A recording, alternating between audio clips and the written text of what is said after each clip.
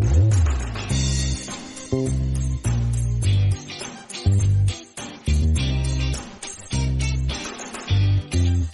महाकाल।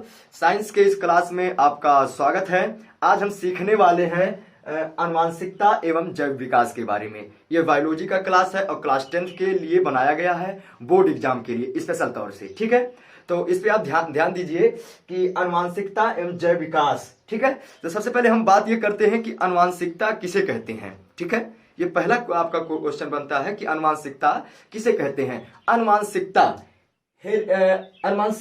को बोलते हैं इंग्लिश में हेरिडिटी।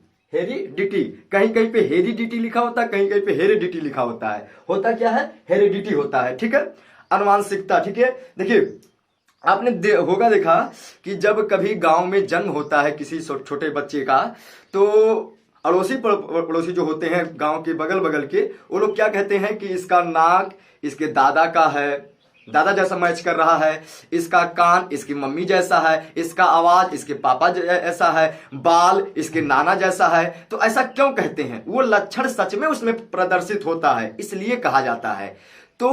तो क्या नाम है? आनुवांशिकता इस चीज यही है। आनुवांशिकता चीज यही है कि माता पिता जो हैं उनके गुण कैसे उनके बेटों में आ गया है, लक्षण कैसे उनको बेटे में आ गया है, इसी को हम बोलते हैं आनुवांशिकता। ठीक है, आनुवांशिकता क्या होता है? देखिए पहला आपसे प्रश्न क्या जाता है, पूछा आनुवांशिकता किसे कहते हैं, तो आपको क्या होगा बताना।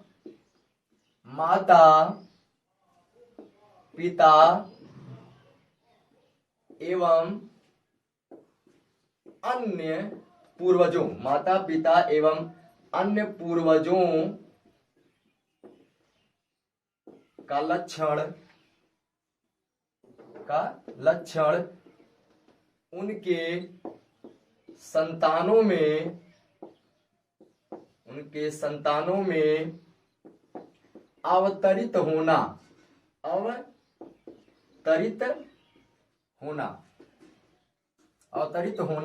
क्या है? आनुवांशिकता कहलाती है। आगे आप लिख लीजिएगा। ठीक है, ध्यान सुनिए। माता पिता एवं अन्य पूर्वजों का लक्षण उनके संतानों में अवतरित होना माने आना, दिखना, प्रदर्शित होना। अवतरित होना आनुवांशिकता कहलाता है।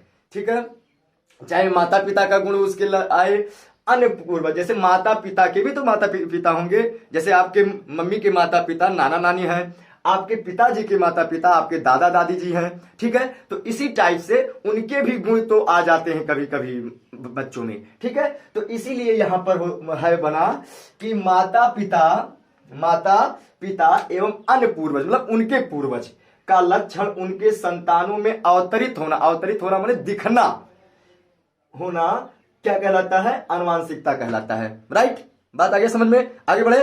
देखिए अब आपसे क्या पूछा जाता है? अब आपसे ऐसे पूछता है सवाल कि आनुवांशिकता तो चलो ठीक है, लक्षण आ गया, हम समझ गए कि माता पिता है उनका लक्षण उनके पुत्रों में, संतानों में आना आनुवांशिकता कहलाता है।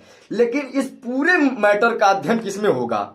लक्षण कैसे आता है, कौन लेके आता है, क्या क्या होता है, घटना घटता है उन लोगों के साथ, तो इन सारे जो लक्षण है उनकी पढ़ाई किसमें होगी?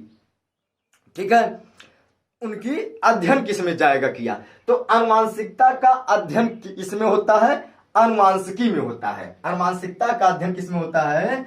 तो ध्यान से देखिए, ये आपसे दूसरा प्रश्न जाता है, पूछा कि आनुवांशिकता का अध्ययन किसमें किया जाता है, आनुवांशिकता का अध्ययन किस विज्ञान में किया जाता है? तो आनुवांशिकता का अध्ययन किसमें होता है बाबू? आनुवांशिकता का अध्ययन आनुवांशिकी में होता है। आनुवांशिकी में होता है, इंग्लिश में जेनेटिक्स क्या बोलते हैं? जेनेटिक्स। किसमें होता है? जेनेटिक्स, आनुवांशिकी में होता है। ठीक है, आनुवांशिकता का अध्ययन आनुवांशिकी में होता है। अच्छा, आनुवांशिकी शब्द किसने दिया है? मतलब आनुवांशिकी शब्द किसने कहा होगा? नाम किसने कहा कि आनुवांशिकी शब्द तो अनुवांशिकी शब्द का नाम किसने दिया है? देखो मैं बोल दे रहा हूं, यहीं पे आप लिख लीजिएगा, ध्यान दो। अनुवांशिकी शब्द का नाम किसने दिया है? नामकरण। नामकरण मतलब नाम देने वाला। तो अनुवांशिकी शब्द का नामकरण किसने किया है? ध्यान से सुनिए,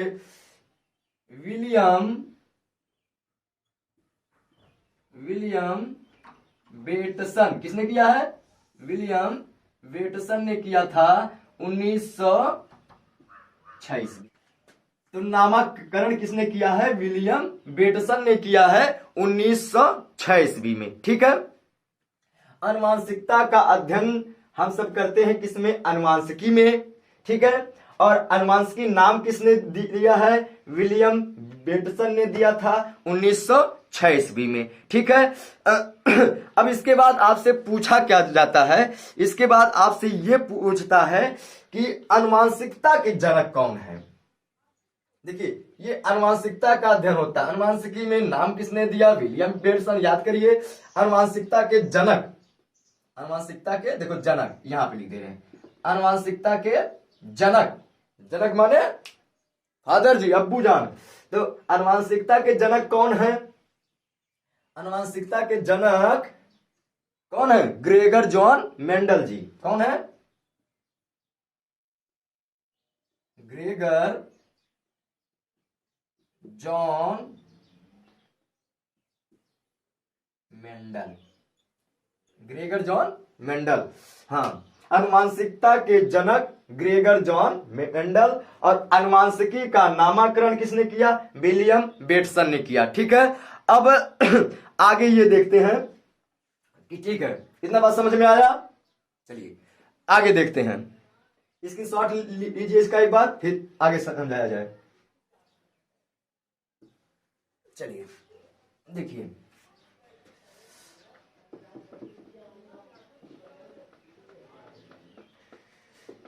बात समझिए। अनुवांशिकता के जनक, जनक मतलब कौन रिसर्चर है उसके, किसने योगदान दिया अधिक से अधिक, मतलब खोज के लिए, तो वो कौन है? ग्रेगर जॉन मेंडल है। अच्छा, ग्रेगर जॉन मेंडल किस पौधे पे किए थे रिसर्च? ये आपसे प्रश्न पूछा जाता है कि ग्रेगर जॉन मेंडल जी ने किस पौधे पर अनुवांशिकता के जो लक्षण हैं उनका प्रयोग किया था। तो सिंपल सा आपको जान लीजिए, पौधा का नाम क्या था? पौधा का नाम क्या था? उद्यान मटर। नाम क्या है बाबू? उद्यान मटर।